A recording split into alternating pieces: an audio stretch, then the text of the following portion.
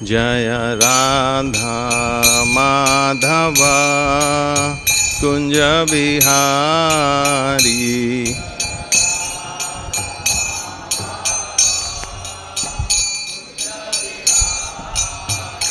जय गोपी जन वल्लभा गिरिवरधारी।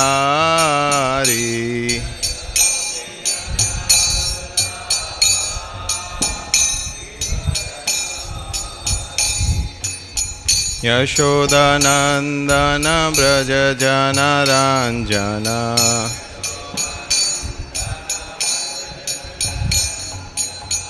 यमुनतीरावनचारी।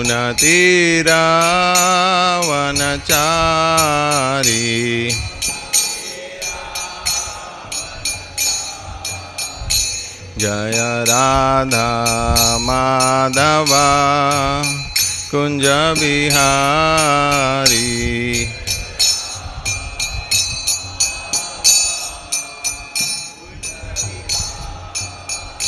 हरे कृष्णा कृष्णा कृष्णा हरे हरे, हरे राम राम राम हरे हरे।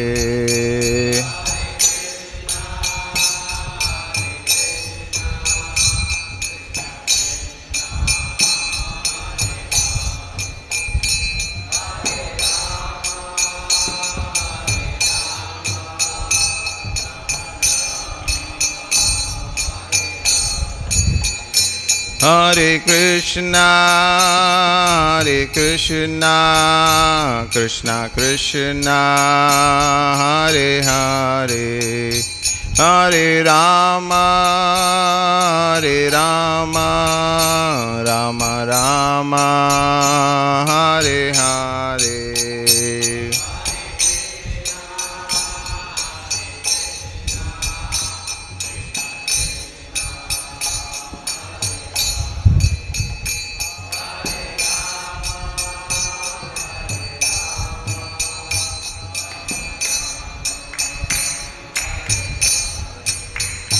हरे कृष्णा कृष्णा कृष्णा हरे हरे, हरे राम राम राम हरे हरे।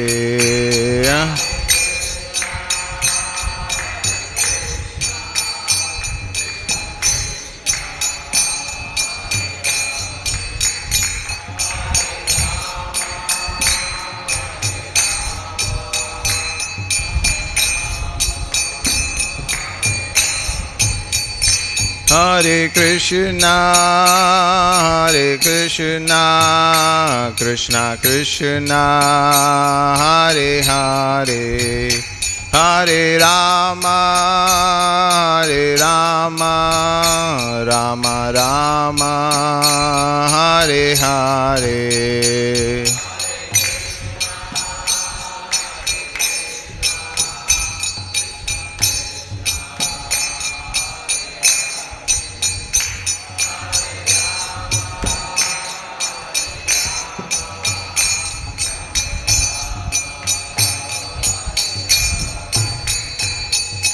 प्रभुपदा जय प्रभुपदा, प्रभुपदा जय प्रभुपदा, जय प्रभुपदा जय Prabhupada.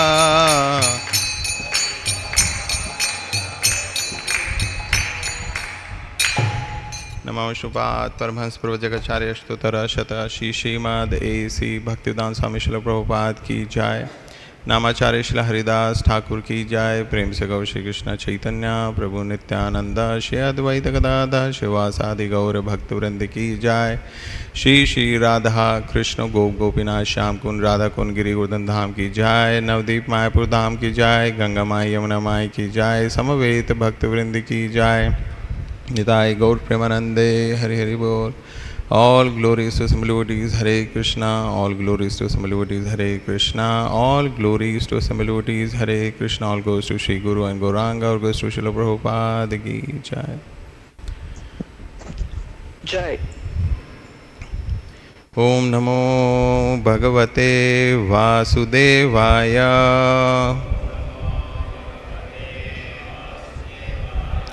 Om Namo Bhagavate Vasudevaya.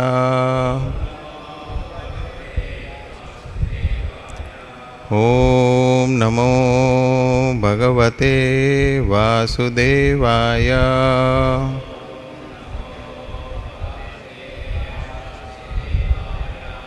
Nama Om Vishnupadaya Krishna Pristhaya Bhutale Śrīmate Bhaktivedanta Swaminithi Namine Namaste Saraswate Deve Gauravani Pracharine Nirvishesha Shunyavadi Pasyati Deshatarine Shri Krishna Chaitanya Prabhu Nityananda Shri Advaita Gadadhara Shivasadi Gaura Bhakta Vrinda Hare Krishna Krishna Krishna Hare Hare Hare Rama Rama Rama Hare Hare.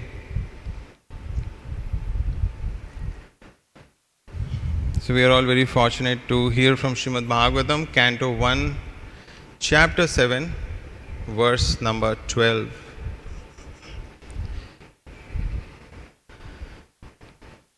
Parīkṣitoऽथ rājarṣer janma-karma-vilāpanam saṁsthāṁ ca pāṇḍu-putrāṇāṁ vakṣye kṛṣṇa-kathhodayam parīkṣitoऽth rājarṣer janma-karma-vilāpanam saṁsthāṁ ca pāṇḍu-putrāṇāṁ vakṣye kṛṣṇa-kathhodayam parīkṣitoऽth rājarṣer janma-karma-vilāpanam saṁsthāṁ ca pāṇḍu-putrāṇāṁ vakṣye kṛṣṇa-kathhodayam.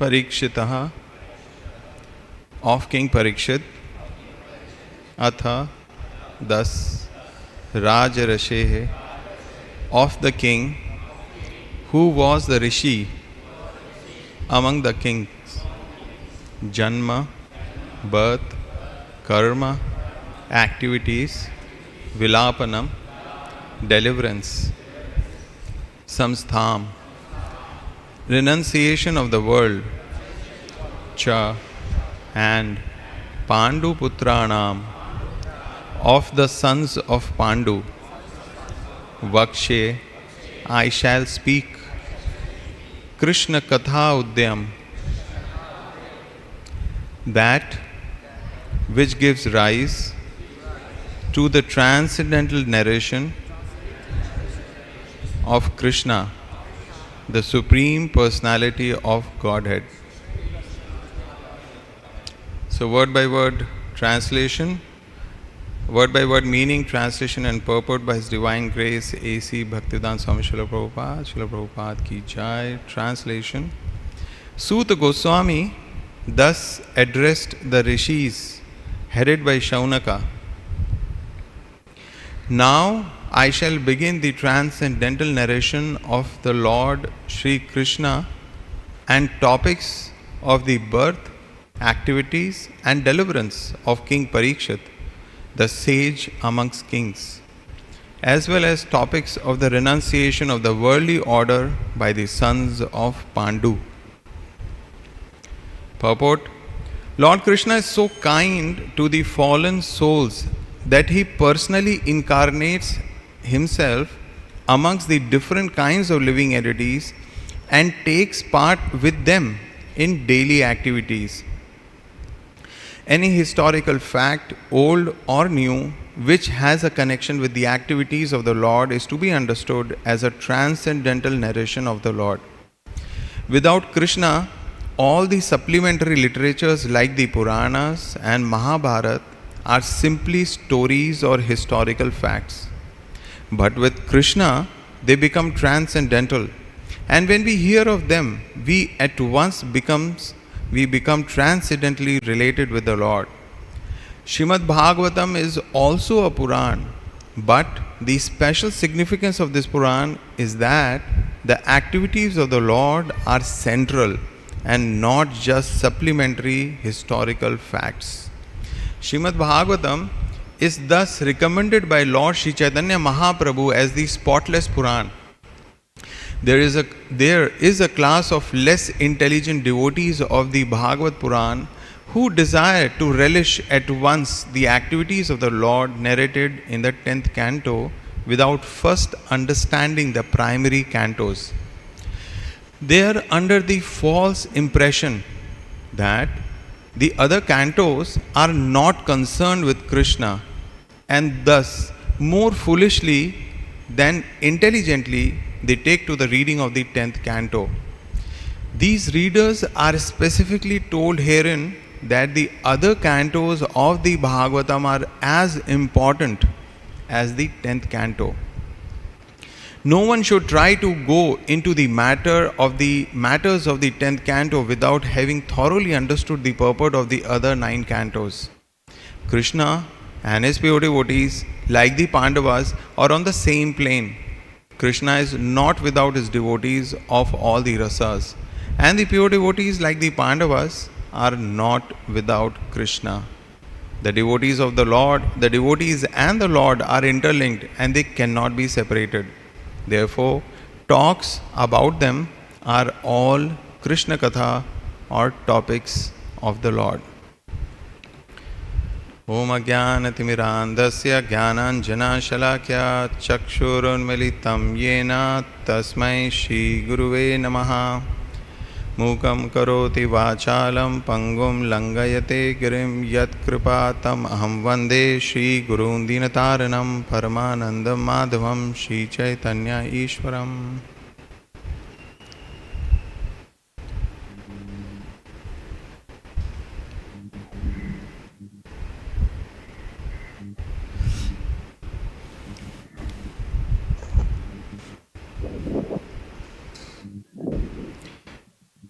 So here Sūta Gosvāmī announces to the sages of Naimisharanya, headed by Śaunaka Rishi, so that now I am going to begin the transcendental narration of what all? Kṛṣṇa-kathhodayam, the transcendental pastimes of Kṛṣṇa, the pastime of Parīkṣit Maharaj, his birth, his activities, his deliverance, as well as the renunciation of the sons of Pāṇḍu. கிருஷ்ணரின் லீலைகள், பரீட்சித் மகாராஜரின் பிறப்பு, அவருடைய வாழ்க்கை முறை, அவருடைய விடுதலை பெற்றது, அதோடு பாண்டுவின் மகன்களின் வாழ்க்கை சரித்திரம், இதை பற்றி நான் விளக்கப் போகிறேன் என்று இங்கே சௌனகாதி ரிஷிகளிடம் சூத கோஸ்வாமி கூறுகிறார். So here we see Prabhupada begins the purport by saying that Kṛṣṇa is very, very kind. To whom? To the living entities in this material world, to the fallen souls. And how does he show his kindness? He personally descends in this material world amongst the different kinds of living entities and takes part with them in daily activities. So that is how the mercy of the Lord is. Otherwise he can be in the spiritual world, he is completely satisfied, but still he takes this trouble. பகவான் ஆன்மீக உலகத்தில் முழு திருப்தியோடு ஆனந்தமாக இருக்கலாம். இருப்பினும் இந்த பௌதிக உலகத்தில் இருக்கும் வீழ்ச்சியடைந்த ஜீவராசிகளின் நன்மைக்காக அவர் இந்த பௌதிக உலகத்தில் பல உயிர் இனங்களுக்கு மத்தியில் அவதரிக்கிறார், பலவிதமாக அவதாரங்கள் எடுக்கிறார். இவை அனைத்தும் இந்த பௌதிக உலகத்தில் வாழும் உயிர் வாழ்களின் நன்மைக்காக பகவான் இரக்கத்தோடு செய்யும் செயலே ஆகும். So what is our definition of God?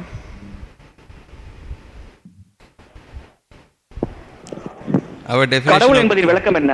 Our definition of God is he has no work. That is our definition of God. நம்மை பொறுத்தவரை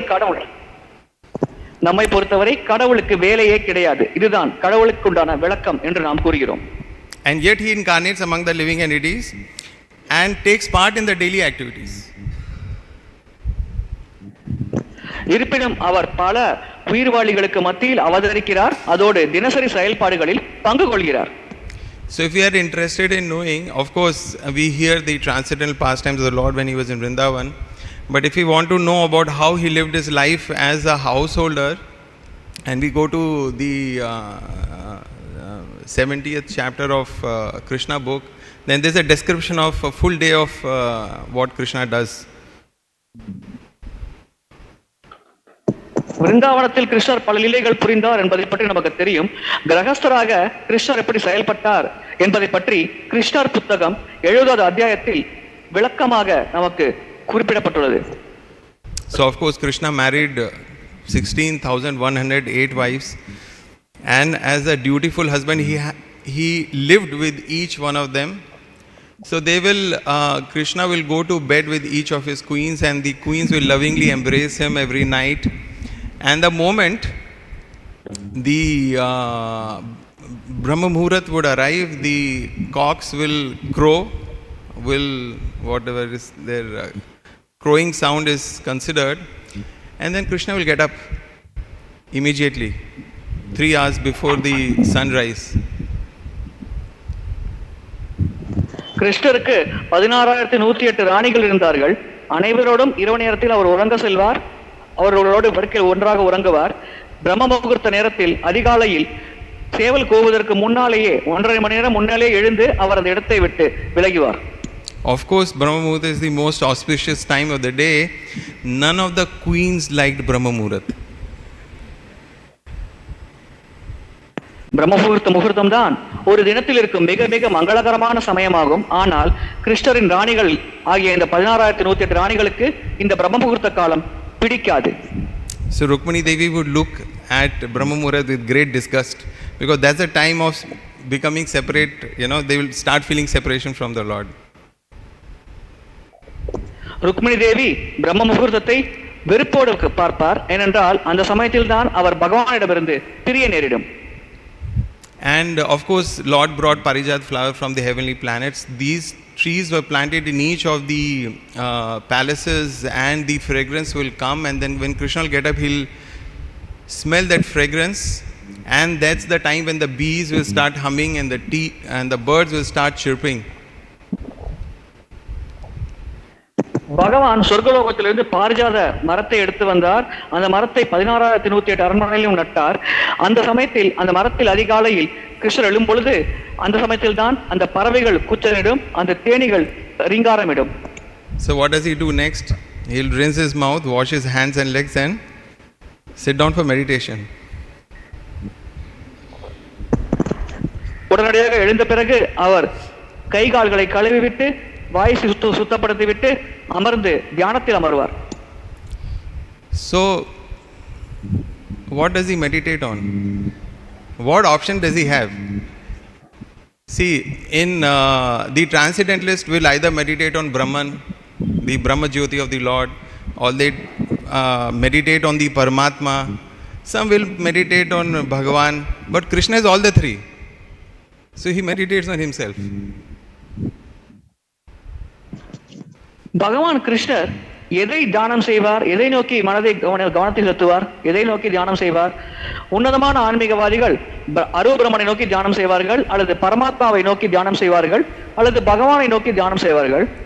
பகவான் தான் இந்த மூன்றுமே தான். பகவான் கிருஷ்ணர் சாக்ஷாத் இந்த அரூபரம்மன், பரமாத்மா மற்றும் பகவான். எனவே அவர் எதை நோக்கி தியானம் செய்வார்? So the devotees also do the same. They get up, they respect Brahma Muhurat, they get up in time and they meditate. Of course, one is to meditate on the eternal form of Radha and Krishna, and that meditation is not different from chanting Hare Krishna, Krishna Krishna, Hare Hare, Hare Rama, Rama Rama, Hare Hare. பக்தர்களும் அதிகாலையில் எழுந்து ராதா கிருஷ்ணரின் நித்திய வடிவத்தின் மேல் தியானம் செய்வார்கள். இந்த நித்திய வடிவத்தின் மேல் தியானம் செய்வதற்கும் ஹரே கிருஷ்ணா கிருஷ்ண கிருஷ்ண ஹரே ஹரே, ஹரே ராம ராம ராம ஹரே ஹரே என்ற புனிதநாம ஜபத்தில் ஈடுபடுவதற்கும் எந்த வேறுபாடும் இல்லை. So Krishna is taking part in daily activities, and then he will take bath with sanctified water. He will wear fresh clothes, and then he'll participate in religious ceremonies. He'll offer oblations in fire and give charity.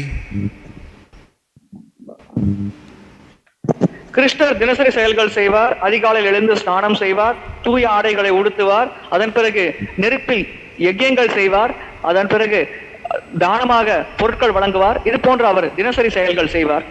So Lord is considered Go Brahmana Hitaya. He is the well-wisher of the cows and the devotees of the Lord. So in charity he will give cows to the Brahmanas, and he'll give silken cloth, he'll give sesame seeds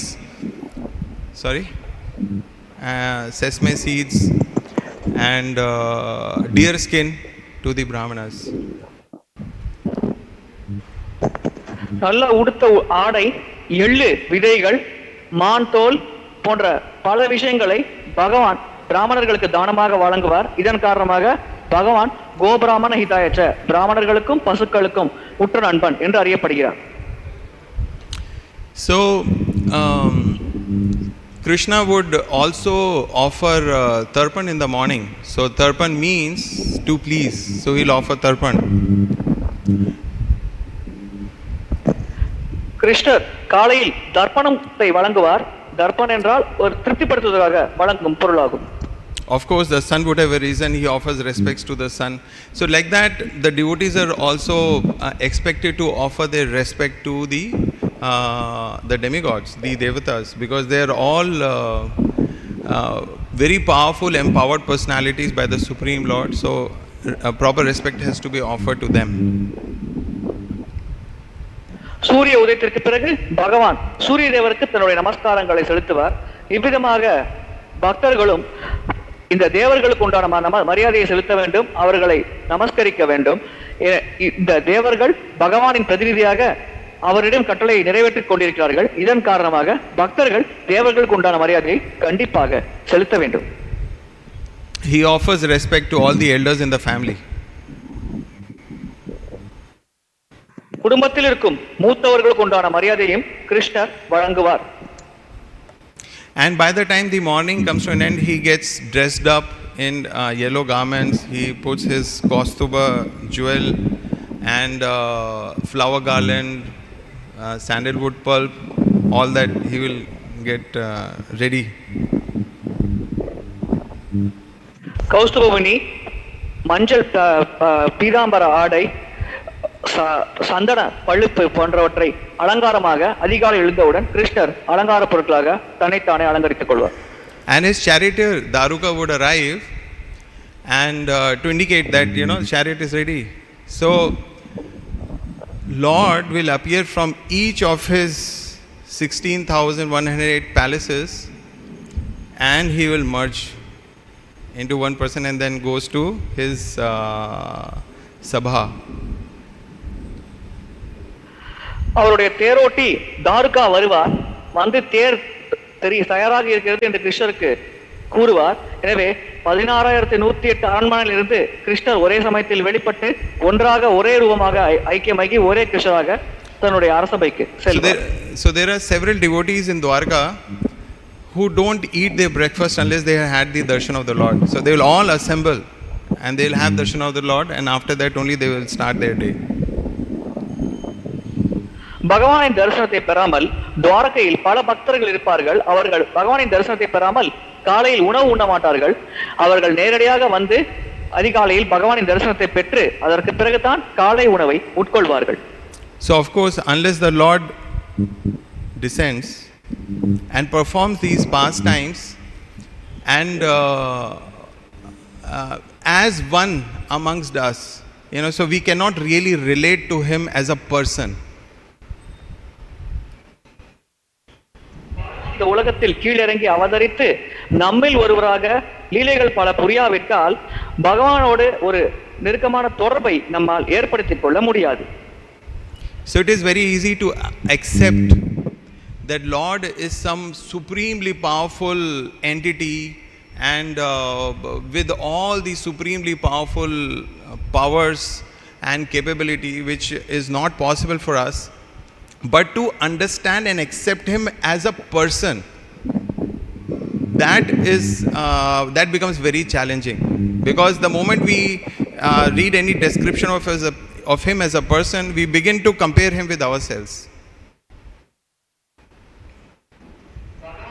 சக்தி வாய்ந்தவர், அனைத்து சக்திகளையும் கொண்டிருப்பவர், மகத்தானவர் என்று புரிந்து கொள்வது மிக எளிதானது. ஆனால் பகவான் ஒரு நபர், நம்மை போன்ற ஒரு நபர் தான் அவர் என்று நாம் புரிந்து கொள்வது நமக்கு மிகவும் கடினமான ஒரு விஷயமாக இருக்கிறது. இவ்வளவு சக்திகள் நிறைந்த ஒரு சக்தி வாய்ந்த பகவானவர் எப்படி நம்மள ஒரு நபராக இருப்பார், நம்மை போன்ற ஒரு நபராக இருப்பார் என்று ஏற்றுக்கொள்வது ஜீவாத்மாக்களுக்கு பொதுவாக. So of course the Supreme Lord is a person, but he is not an ordinary person like us. பரமபுருஷ பகவான் ஒரு நபர் ஆவார், ஆனால் அவர் நம்மை போன்ற ஒரு சாதாரண நபர் இல்லை. Yeah, so Lord is not like an ordinary person. In our case, our different parts of the body are different from each other. What the right hand can do, can left hand do? Not all of it, some of it. But what right hand can do, left hand cannot do. What our eyes can do, can the ear do that? Correct? No? So each sense is there and each sense has its particular function. But that is not the case with the Supreme Lord. So it is described in the scriptures that how his eyes can eat and nose can hear, which means each part of his body is transcendental and can perform the function of any other part. அவர்தான். எனவே நாமும் பகவான் ஒன்று என்று நாம் கருத முடியாது. நம்முடைய கைகள் இருக்கிறது, 2 கைகள். வலது கை செய்யும் செயலை நம்முடைய இடது கையால் செய்ய முடியாது. கண்ணால் நம்மால் பார்க்க முடியும், மூக்கால் பார்க்க முடியாது. மூக்கால் நுகர முடியும், கண்ணால் நுகர முடியாது. எனவே ஒரு புலன் செய்யும் செயலை இன்னொரு புலன் நம்முடைய உடம்பில் செய்யாது. ஆனால் பகவான் அப்படிப்பட்ட ஒரு நபர் இல்லை. அவருடைய அனைத்து புலன்களும் அனைத்து செயல்களும் செய்யும். உதாரணத்திற்கு கண்களால் பகவானால் நுகர முடியும், கண்களாலேயே உணவை போகத்தை ஏற்றுக்கொள்ள முடியும். இவ்விதமாக ஒரு புலன் செய்யும் செயலை மற்ற அனைத்து புலன்களும் பகவானுக்கு செய்யும். இந்த விதத்தில் அவர் ஜீவராசிகளிலிருந்து மாறுபட்டவராக இருக்கிறார்.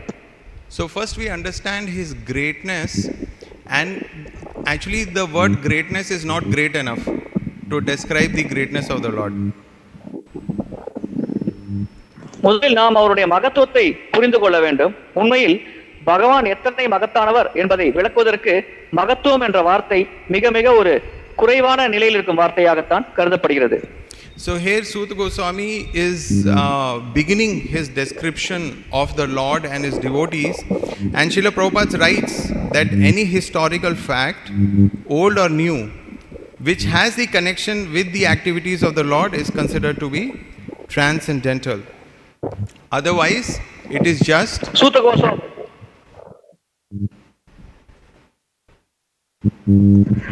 Gosvāmī இங்கே பகவானின் செயல்களை பற்றி விளக்குகிறார். பிரபுபாதர் தன்னுடைய விளக்கவர்கள் குறிப்பிடுகிறார், பகவானோடு தொடர்புடைய எந்த ஒரு விஷயமும் உன்னதமானது. அவ்விதமாக பகவானோடு ஒரு விஷயம் தொடர்பில்லாமல் இருக்கிறது என்றால், yesterday I was in a meeting and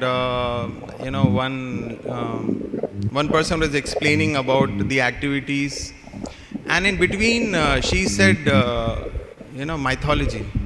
She referred to all the whatever she said is mythology, and when I was reading this, Srila Prabhupada writes here, without Kṛṣṇa, all supplementary literatures like the Puranas and Mahabharata are simply stories or historical facts. So why do there are people who don't believe, and then there are people who think these are all fantasy, some fantastical stories, so why do people think like this? மக்கள் பொதுவாக பகவானை பற்றிய சரித்திரங்கள் கற்பனை கட்டுக்கதைகள் என்று நினைக்கிறார்கள். இவ்விதமாக ஏன் பகவானை பற்றி நினைக்கிறார்கள்?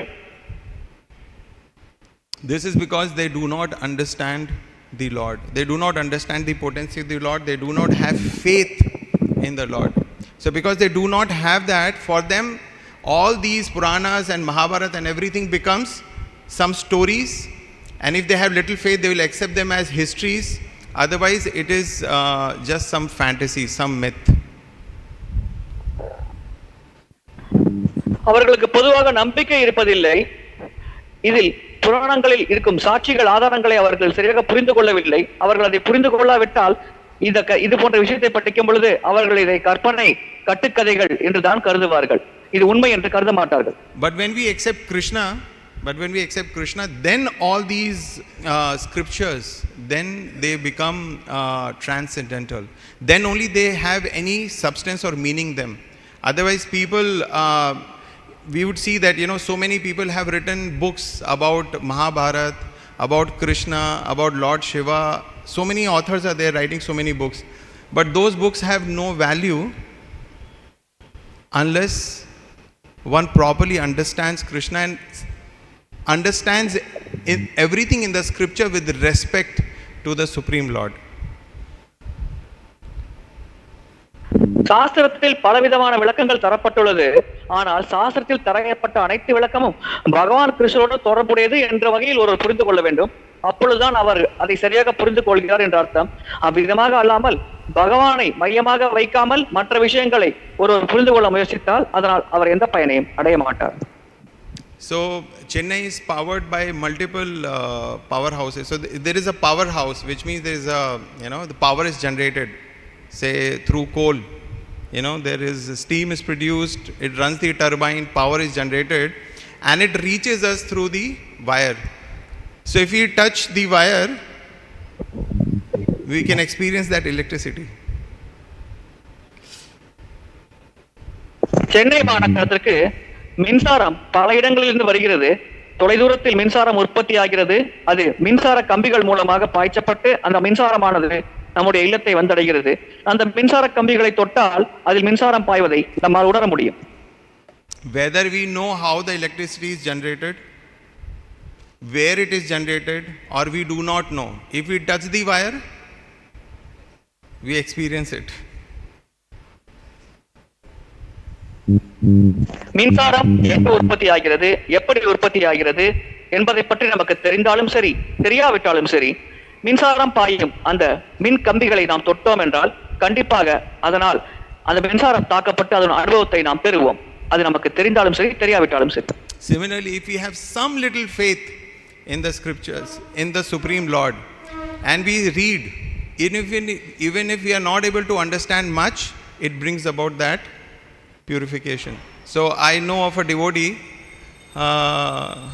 she was very, very new to Krishna consciousness. In fact, she was very, very new. She did not know anything. So one devotee gave her Bhagavad Gita, and what did she do? She had some faith. She read Bhagavad Gita in 2 days.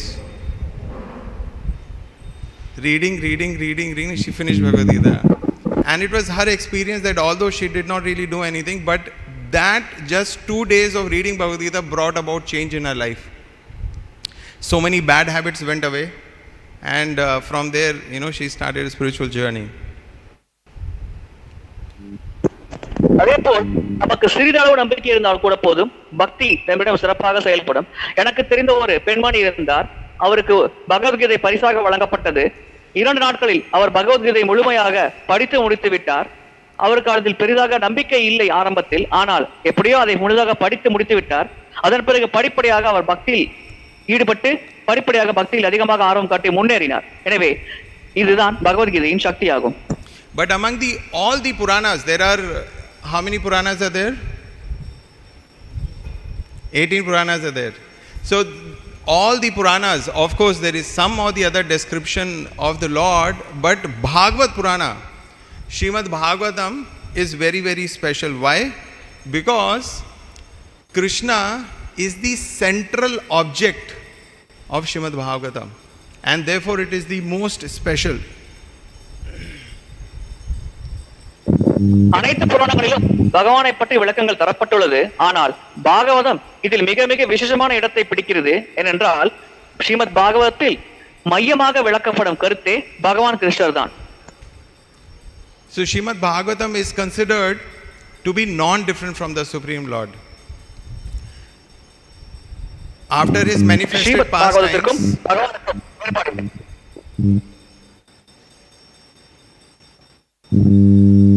go ahead. Sorry to interrupt. After his manifested pastimes, what happened? The Lord went back to his abode, and then Kali Yuga fully manifested, began to manifest, and then the Lord appeared again as sun to dispel the darkness of Kali Yuga in the form of Srimad Bhagavatam. பகவான் இந்த உலகத்தை விட்டு மறைந்த பிறகு, துவாபரகத்தின் இறுதியில் பகவான் இந்த உலகத்தை விட்டு மறைந்த பிறகு கலியுகம் முழுவீச்சில் செயல்பட ஆரம்பித்தது. அப்பொழுது மீண்டும் ஸ்ரீமத் பாகவத்தின் வடிவத்தில் பகவான் இந்த உலகத்தில் தோன்றினார். கலியின் இருளை விளக்குவதற்காக இந்த ஸ்ரீமத் பாகவத்தின் ஒளி நிரம்பிய வடிவத்தில் பகவான் இந்த உலகத்தில் தோன்றினார். So Srimad Bhagavatam is also considered as a form of the Lord. So the first 2 cantos are compared to the lotus feet of the Lord. Srimad Bhagavatam பகவானின் வடிவமாக கருதப்படுகிறது. பாகவத்தின் முதல் 2 ஸ்கந்தங்கள் பகவானின் திருத்தாமரை பாதத்தோடு ஒப்பிடப்படுகிறது. 3rd and 4th canto of Srimad Bhagavatam are compared to the thighs of the Lord.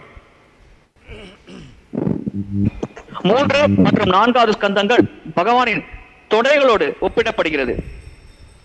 The 5th canto is considered as the navel of the Lord. 5வது ஸ்கந்தம் பகவானின் நாபியாக கருதப்படுகிறது.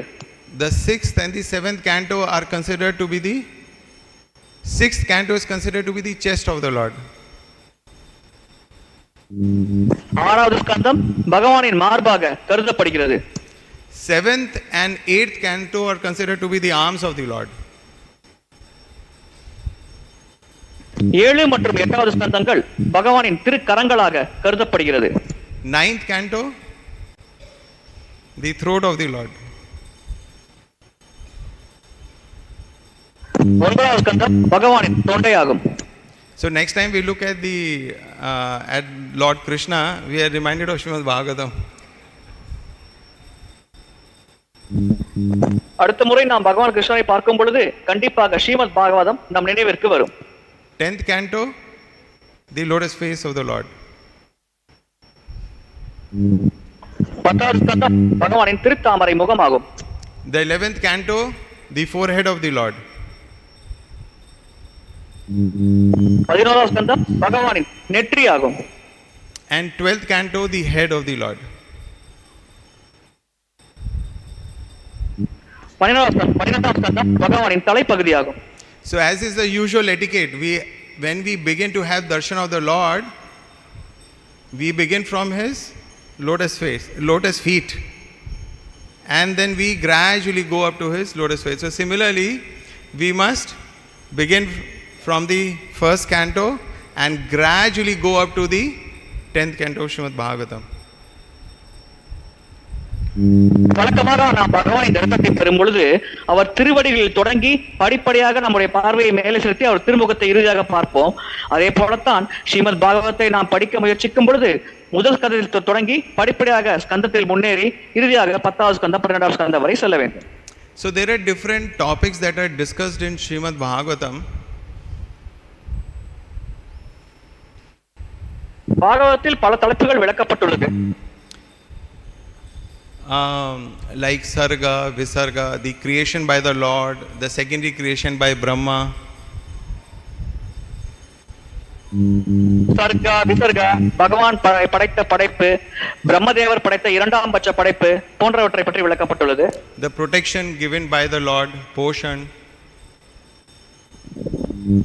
போஷணம் அல்லது பகவான் நமக்கு வழங்கும் பாதுகாப்பு. Sthanam, the structure of the universe. ஸ்தானம், இந்த பிரபஞ்சத்தின் கட்டமைப்பு. Śaunaka. So there are different topics of Srimad Bhagavatam. So what is the purpose of these different topics of Srimad Bhagavatam? ஈசான கதை போன்ற பல தலைப்புகள் பாகவதத்தில் இருக்கிறது. எனவே இந்த பல்வேறு விதமான தலைப்புகள் எந்த நோக்கத்தோடு நமக்கு வழங்கப்பட்டுள்ளது? The purpose of the different topics of Bhagavatam is to understand the greatest personality, the ashraya, the shelter of everything. So if we understand the first 9 topics properly, then we can understand the 10th topic properly. இந்த தலைப்புகள் எதற்காக வழங்கப்படுகிறது என்றால், இறுதியாக பகவான் தான் ஆශ්‍රயா அல்லது இறுதியான அடைக்கலம், அனைத்திற்கும் உண்டான அடைக்கலம் என்பதை புரிந்து கொள்ளும் நோக்கத்தோடு தான் இந்த தலைப்புகள் வழங்கப்பட்டுள்ளது. எனவே இந்த 9 தலைப்புகளை நாம் வரிசையில் முறையாக புரிந்து கொண்டோம் என்றால் கண்டிப்பாக நம்மால் ஆශ්‍රயா என்ற 10வது தலைப்பையும் எளிதாக புரிந்து கொள்ள முடியும். Like we say that we understand that Bhagavad Gita is the first book of transcendence, the primary book of transcendence. And if you look at the topics of Bhagavad Gita, the 5 topics of Bhagavad Gita, the Supreme Lord, the living entity, the karma, the prakriti, the kal. So if we understand these 5 topics of Bhagavad Gita, we can understand and answer all the unresolved questions in this material world. Bhagavad Gita தான் இந்த உன்னதமான சாஸ்திரங்களில் முதன்மையானதாகும். இதில் விளக்கப்படும் அந்த 5 தலைப்புகள் ஆத்மா, பரமாத்மா, பிரகிருதி, காலம், கர்மா, இந்த விஷயங்களை நாம் தெளிவாக புரிந்து கொண்டோம் என்றால் பௌதிக உலகத்தில் இன்னும் விடையளிக்காமல் இருக்கும் பல கேள்விகளுக்கு நமக்கு தெளிவாக விடைகள் கிடைக்கும். So in people's life there are so many questions for which they don't have answer, and sometimes they try to find answer. They go to different places, talk to different people, they get to know different opinions,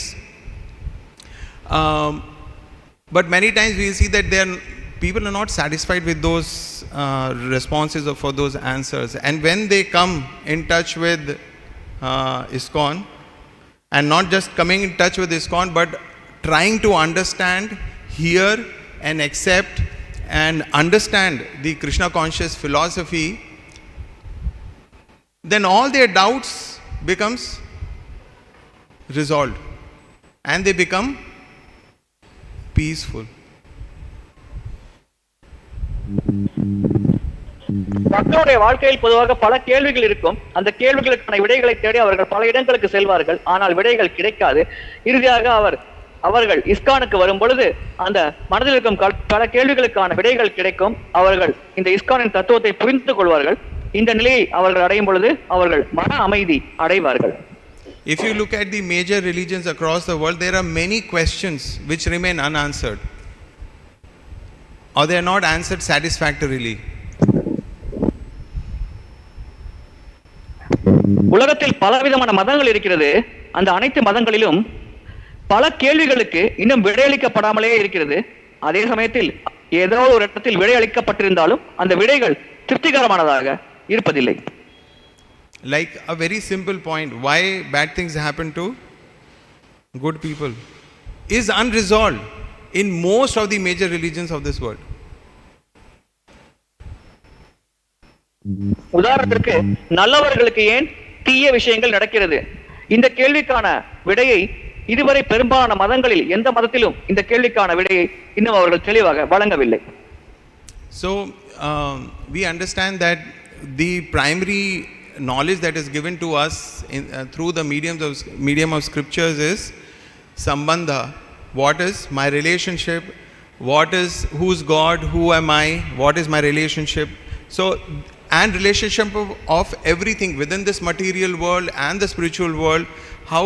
What is what? So that knowledge is given in sambandha. Once the sambandha is properly resolved, is properly understood, then we understand. Then we move to the point of the goal. What should be my goal?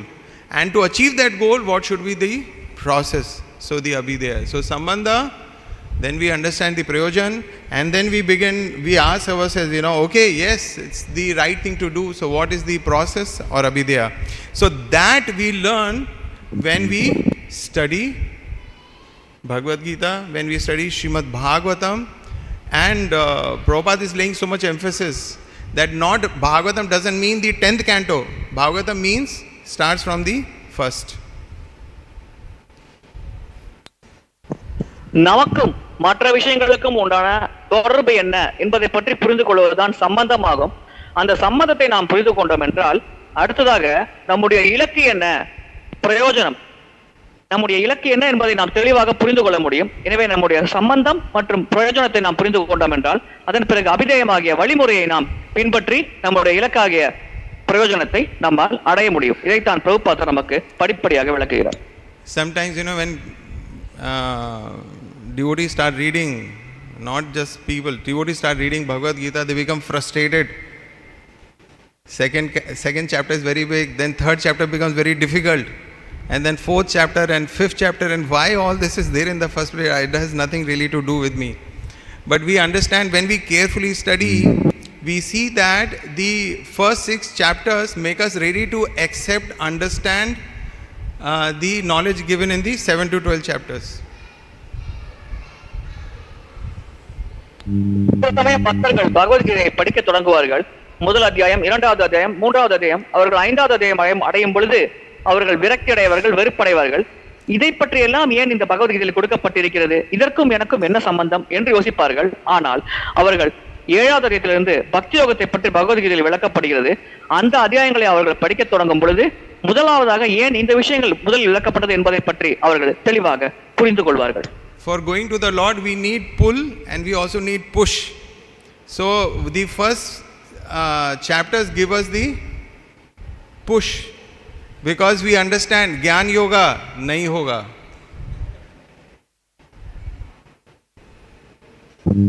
பகவானிடம் சொல்வதற்கு இழுக்கும் விசை, தள்ளும் விசை இரண்டுமே நமக்கு தேவைப்படுகிறது. இந்த முதல் 6 அத்தியாயங்கள் நமக்கு அந்த தள்ளும் விசையை தருகிறது. ஏனென்றால் பொதுவாக ஞான யோகத்தை பற்றி நம்மால் அவ்வளவு எளிதாக சரியாக புரிந்து கொள்ள முடியாது. And then we go through Ashtanga Yoga, ye bhi nahi hoga. அடுத்த நிலை அஷ்டாங்க யோகம். இதை செய்வது நாம் அனைவருக்கும் மிக மிக கடினமாகும். And when we come to the middle 6 chapters, ye hoga. And then we become very relaxed. பகவத்கீதையின் நடுப்பகுதியில் இருக்கும் 6 அத்தியாயத்தை படிக்கும் பொழுது அங்கே பக்தி யோகத்தை பற்றி விளக்கப்படுகிறது. அதில் நாம் சற்று ஆறுதல் அடைகிறோம். சரி, இதை செய்ய முடியும் என்ற நம்பிக்கை நம் மனதில் ஏற்படுகிறது. So the first 6 chapters, of course, we have some very important preliminary knowledge of spiritual knowledge is there. We understand we are not this body. We understand the importance of the spiritual master. And of course, Krishna begins talking about himself right from the 2nd chapter, that unless one has devotion to me, unless one meditates on me, unless one worships me, these processes also will not give results. So that he begins to speak from 2nd chapter. But these chapters purify our devotional life. Our practice of bhakti yoga, these chapters purify that by removing such inclinations. Jnana inclination or Ashtanga yoga inclination removes from our bhakti. So our practice of bhakti, our understanding of bhakti becomes purified. முதல் 6 அத்தியாயங்களில் ஆரம்ப நிலை ஞானமானது வழங்கப்பட்டுள்ளது. கிருஷ்ணர் 2வது அத்தியாயத்தில் குறிப்பிடுகிறார், மற்ற யோக வழிமுறைகளை கடைபிடித்தாலும் ஒருவர் பகவான் கிருஷ்ணரை வழிபட வேண்டும். அவ்விதமாக வழிபடாவிட்டால் கர்மயோகம், ஞானயோகம் போன்ற எந்த வழிமுறையும் அவர்களுக்கு பயனளிக்காது. எனவே இந்த முதல் 6 அத்தியாயங்கள் பகவத்கீதையில் நம்மிடம் இருக்கும் குறைகளை நிவர்த்தி செய்வதற்காக வழங்கப்பட்டுள்ளது. நம்மிடம் என்னென்ன அனர்த்தங்கள் இருக்கிறது, கிளேசங்கள் இருக்கிறது என்பதை பற்றி தெளிவாக நமக்கு விளக்குவதற்காகத்தான் இந்த முதல் 6 அத்தியாயங்கள் பகவத்கீதையில் கர்மயோகம் என்ற தலைப்பின் கீழ் வழங்கப்பட்டுள்ளது. So of course, Srimad Bhagavatam is considered as the essence or the ripened. It is not just considered as a fruit, it is considered as a ripened fruit with no skin and no seed. So it is sweet. That fruit, whether you taste from the bottom, from the top, from the side, from the middle, it is sweet everywhere. But yet, if we do not go through, we do not read all these different cantos and just read the 10th canto, then what is the risk that we run? Is there any risk? Srimad Bhagavatam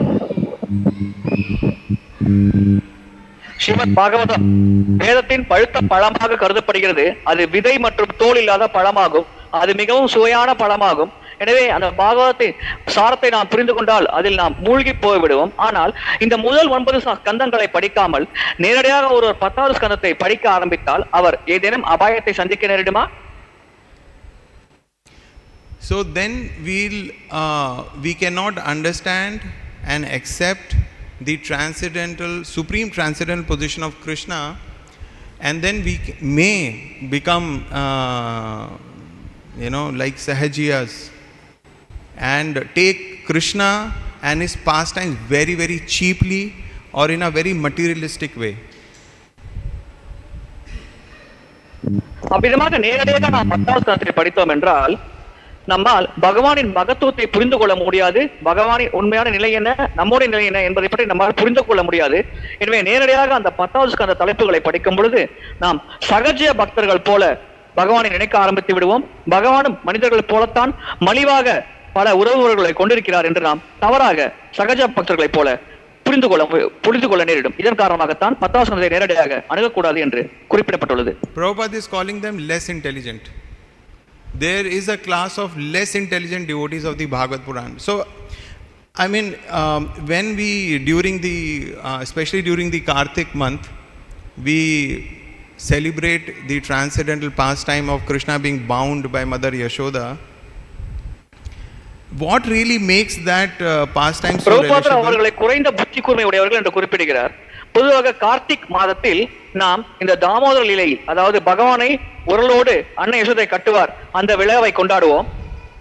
What really makes that pastime so relishable and so sweet?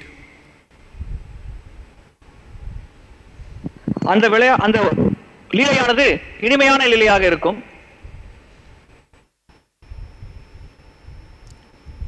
I mean, it can be taken as an ordinary child, very naughty child. Mother is disciplining. But when we see a child mother, we get some entertainment, but it is very temporary and get over with it. But here, the pastime we hear and meditate upon for an entire month. So what makes it so relish? Every day we come and offer lamp, devotees offer bhoga, all that is done. What makes it so relishable? பொதுவாக இது போன்ற லீலை ஒரு சாதாரண குழந்தை அன்னையால் தண்டிக்கப்படுகிறது என்று நாம் கருதலாம். ஆனால் இந்த தாமோதர லீலையை நாம் ஆண்டுதோறும் கார்த்திக் மாதத்தில் அந்த கார்த்திக் மாதத்தில் முழுமையாக சுவைக்கிறோம். 30 நாட்களும் அந்த தாமோதர லீலையை கேட்டு அதில் மூழ்கி போகிறோம். ஏன் இதற்கு இத்தனை விசேஷமான முக்கியத்துவத்தை நாம் வழங்குகிறோம்? இது ஏன் இத்தனை சுவை மிகுந்ததாக இருக்கிறது? That primarily the sweetness of that pastimes comes from the fact when we know the greatness of the Lord. Not even Bhakta-vatsal comes later. When we understand that Lord is the greatest of the greatest, He manifests the three worlds in this material world. From His energies is the manifested the spiritual world, and yet He is being disciplined. He accepts the discipline from His mother out of His love. So when we understand the greatness and then we look at that particular pastime, then we become really astonished that how is it possible? How can the yogis, which cannot, even with the speed of the mind, they cannot approach the Lord, but here there is a devotee who is binding that Lord. So when only we understand the greatness, then only we begin to understand the astonishing nature of this pastime. பகவானின் மகத்துவத்தை நாம் புரிந்து கொண்டோம் என்றால் இந்த லீலையின் இனிமையை நாம் புரிந்து கொள்ள முடியும். யோகிகள் மனதின் வேகத்தில் பயணம் செய்தாலும் அவர்களால் பகவானை அணுக முடியாது. ஆனால் பக்தர்கள் வெகு சுலபமாக பகவானையே கட்டி போடுகிறார்கள். அந்த அளவிற்கு அவர்கள் உரிமை கொண்டிருக்கிறார்கள் பகவானிடம். எனவே இந்த இனிமையை நாம் புரிந்து கொண்டோம் என்றால், பகவான் எத்தனை இனிமையாக பக்தர்கள் லீலை புரிகிறார் என்பதை நாம் புரிந்து கொண்டோம் என்றால் இந்த லீலையின் மகத்துவத்தை நம்மால் புரிந்து கொள்ள முடியும். So Prabhupada is issuing a warning here. No one should try to go into the matters of 10th canto without having thoroughly understood the purport of the other 9 cantos. 9 ஸ்கந்தங்கள், முதல் 9 ஸ்கந்தங்களின் பொருளுரைகளை தெளிவாக ஆழமாக புரிந்து கொள்ளாமல் ஒருவர் 10வது ஸ்கந்தத்தை படிக்க முயற்சிக்க கூடாது என்று பிரபுபாதர் நம் அனைவருக்கும் இங்கே ஒரு எச்சரிக்கை வழங்கியுள்ளார். Sometimes devotee asks, "No, Prabhuji, can I just read the verses?"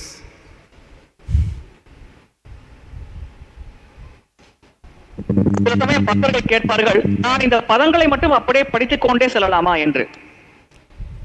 So of course Prabhupada says understand the purport of the other 9 cantos is to understand the comprehend the meaning and the knowledge which is contained in the other 9 cantos, but Prabhupada is anyway nonetheless using the word purport.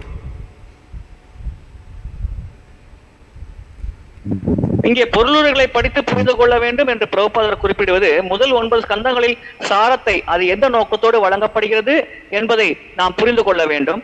இங்கே எப்படி இருப்பினும் இங்கே பொருளுரை என்ற வார்த்தையை பிரபுபாதர் பயன்படுத்துகிறார்.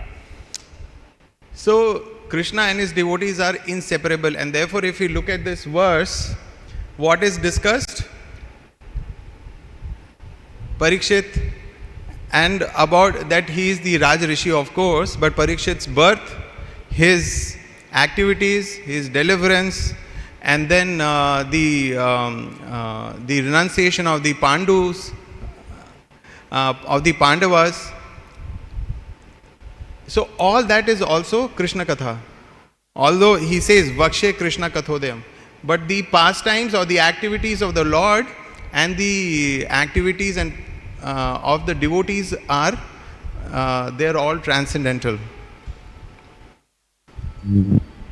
பகவானும் அவருடைய பக்தர்களும் பிரிக்க முடியாதவர்கள். இங்கே பரீட்சித் மகாராஜர் அவருடைய பிறப்பு, அவருடைய செயல்கள், அவர் இந்த உலகத்தை விட்டு மறைந்த விதம் அனைத்துமே உன்னதமானது என்று குறிப்பிடப்பட்டுள்ளது. அதே போல் பாண்டவர்கள் இந்த உலகத்தில் செய்த செயல்கள் அனைத்தும் உன்னதமானது என்று புரிந்து கொள்ள என்று இங்கே குறிப்பிடப்பட்டுள்ளது. இவ்விதத்தில் பகவானும் அவருடைய பக்தர்களும் செய்யும் செயல்கள் அனைத்தும் உன்னதமானது, அதில் எந்த வேறுபாடும் இல்லை என்பதை நாம் புரிந்து கொள்ள வேண்டும். So devotee and the Lord are inseparable. And that is why when we go through Srimad Bhagavatam, so devotees are talking to devotees, they are talking about devotees, they are talking about Krishna, So that is the sum and substance of Srimad Bhagavatam, to hear Kṛṣṇa-katha from devotees. பகவானையும் பக்தர்களையும் பிரிக்க முடியாது. இதன் காரணமாகத்தான் பாகவதத்தில் நாம் பார்த்தோம் என்றால், பக்தர்கள் பகவானை பற்றி புகழ்ந்து பேசுவார்கள், பக்தர்களை பற்றி புகழ்ந்து பேசுவார்கள். எனவே பகவானையும் பக்தர்களையும் பிரிக்க முடியாது, அவர்கள் எப்பொழுதும் ஒன்றாகத்தான் இருப்பார்கள் என்பதை நாம் பாகவத்தின் மூலமாக தெளிவாக புரிந்து கொள்ள வேண்டும். So thank you very much. Is there any questions, any comments?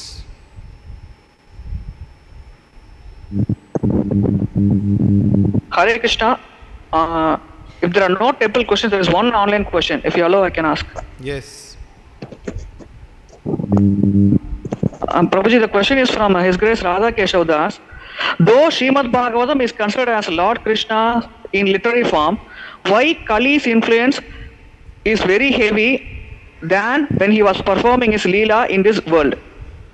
Srimad Bhagavatam பகவான் கிருஷ்ணரின் இலக்கிய அவதாரமாக கருதப்பட்டாலும், பகவான் கிருஷ்ணர் இந்த உலகத்தில் லீலைகள் புரிந்த பொழுது கலியால் அதிகமான தாக்கத்தை வழங்க முடியவில்லை. இப்பொழுது ஸ்ரீமத் பாகவத வடிவத்தில் கிருஷ்ணர் இருக்கிறார். இருப்பினும் கலி தீவிரமாக தன்னுடைய தாக்கத்தை ஆதிக்கத்தை செலுத்துகிறது. இதை நாம் எப்படி புரிந்து கொள்வது? Can you repeat it again? Yes, Prabhuji.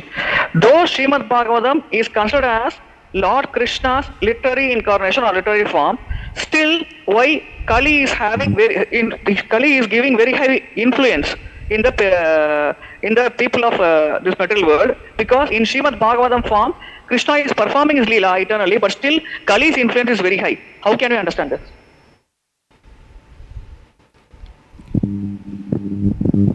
When Krishna was personally present, even then there were many people who are not devotees. In fact, there were demons, and so of course in current times it has multiplied several thousands of times. இந்த உலகத்தில் இருந்த பொழுதே அபக்தர்கள் அசுரர்கள் இருந்தார்கள். ஆனால் தற்காலத்தில் இந்த அசுரர்கள் மற்றும் அபக்தர்களின் எண்ணிக்கை மிக மிக அதிகமாக அதிகரித்துள்ளது. So Bhagavatam is considered like the sun. But if we close our eyes and be inside a dark room, it doesn't matter. Sun is rising, sun is setting. For me, it is only night. Bhagavatam சூரியனாக கருதப்படுகிறது. ஆனால் நாம் கண்களை மூடிக்கொண்டு ஒரு இருட்டு அறையில் இருந்தோம் என்றால், சூரியன் உதித்தாலும் சரி அஸ்தமித்தாலும் சரி நமக்கு எந்தவித வேறுபாடும் தெரியாது. ஏனென்றால் நாம் கண்களை மூடிக்கொண்டு ஒரு இருட்டு அறைக்குள் இருக்கிறோம். So when we say influence of Kali Yuga, yes, majority of people have closed their eyes. கலியுகத்தின் தாக்கத்தை பற்றி நாம் பேசும் பொழுது பெரும்பாலான மக்கள் தங்கள் கண்களை மூடிக்கொண்டுள்ளார்கள் என்பதை நாம் புரிந்து கொள்ள வேண்டும். They have not only closed their eyes, they are hiding inside their dark houses. அவர்கள் கண்களை மட்டும் மூடிக்கொள்ளவில்லை, இருள் நிறைந்து தங்கள் வீட்டுக்குள் ஒளிந்து கொண்டிருக்கிறார்கள் என்பதை புரிந்து கொள்ள வேண்டும். So what can the Lord do? So Lord said, as Chaitanya Mahaprabhu, Lord said that, how many mangoes would I distribute? So what the devotees are expected to do? இந்த நிலையில் பகவானால் தனித்து என்ன செய்ய முடியும்? சைத்தன்ய மகாபிரபு குறிப்பிட்டுள்ளார், எத்தனை மாம்பழங்களை நான் தனியாக விநியோகம் செய்ய முடியும் என்ற ஒரு வினாவை எழுப்பியுள்ளார். எனவே இங்கே பக்தர்கள் என்ன செய்ய வேண்டும் என்று பகவான் எதிர்பார்க்கிறார்? They should open their eyes widely. அவர்கள் தங்கள் கண்களை திறக்க வேண்டும். And when the devotees open their eyes large and wide, then they can experience the brightness of the sun, the removal of their ignorance, and with that they also experience compassion for people who have closed their eyes and who are suffering in their dark rooms. பக்தர்கள் தங்கள் கண்களை முழுமையாக திறக்கும் பொழுது அந்த பகவானை பற்றிய ஞானம் என்ற ஒளியை அவர்களால் முழுமையாக உணர முடிகிறது, அதில் ஒரு ஆனந்தத்தை உணர முடிகிறது. இதன் காரணமாக இந்த கலியுகத்தில் இருளில் இருக்கும் மக்களின் நிலையை கண்டு அவர்கள் அனுதாபம் கொள்கிறார்கள். அவர்களுக்கும் அந்த கருணையை வழங்க வேண்டும் என்று பக்தர்கள் முயற்சி செய்கிறார்கள். When a materialist gets something very nice, what he will do? He'll immediately either put in his mouth, put in his pocket, hide from others and keep it for himself. ஒரு பௌதிகவாதிக்கு அற்புதமான ஒரு விஷயம் கிடைக்கும் பொழுது அவர் என்ன செய்வார்? அந்த விஷயத்தை பிறரிடமிருந்து மறைத்துக் கொள்ள முயற்சிப்பார். ஒன்று அதை வாயில் போட்டு விடுவார், அல்லது தன்னுடைய பைக்குள் மறைக்க முயற்சிப்பார். பிறரிடம் காண்பிக்காமல் அதை மறைத்துக் கொள்ள முயற்சிப்பார். But if he loves someone, he may not share with others, he will share with his loved one. So similarly, when devotees develop some affection for the Lord, and with that develop some affection for the living entities, then the devotee becomes very contemplative, that what benefit I have, why this benefit should not be shared with the others in this material world. அவ்விதமாக ஒரு நபர் மறைத்தாலும் தனக்கு மிகவும் பிடித்தமான ஒரு நபரிடம் அதை மறைக்க மாட்டார். கண்டிப்பாக அந்த விஷயத்தை பங்கு கொள்வார். அதே போலத்தான் பக்தர்கள் இந்த உலகத்தில் பகவானை பற்றி புரிந்து கொண்டு மிகுந்த ஆனந்தத்தில் இருந்தாலும் இந்த பொக்கிஷத்தை தன்னோடு மட்டும் வைத்துக் கொள்ளக்கூடாது. தனக்கு கிடைத்த இந்த கருணையை, தான் அனுபவிக்கும் இந்த இன்பத்தை மற்றவர்களும் பெற வேண்டும் என்ற நோக்கத்தோடு அவர்கள் இந்த பௌதிக உலகத்தில் பகவத் பக்தியை விநியோகம் செய்ய பிரச்சாரத்தில் ஈடுபடுகிறார்கள். That's why we have the process of nama sankirtan and distribution of this transcendental knowledge. So Prabhupada emphasized so much on distributing this his books. Distribute my books. இதன் காரணமாகத்தான் நாம சங்கீர்த்தனம் மற்றும் புத்தக விநியோகம் போன்ற செயல்களில் பக்தர்கள் ஈடுபடுகிறார்கள். பிரபுபாதர் கூட என்னுடைய புத்தகங்களை விநியோகம் செய்யுங்கள் என்று கட்டளையிட்டுள்ளார். Many years back, I think in 2000, even before temple inauguration, so there was this devotee who would come to attend the classes. So he said, many years back, I'm narrating this passage.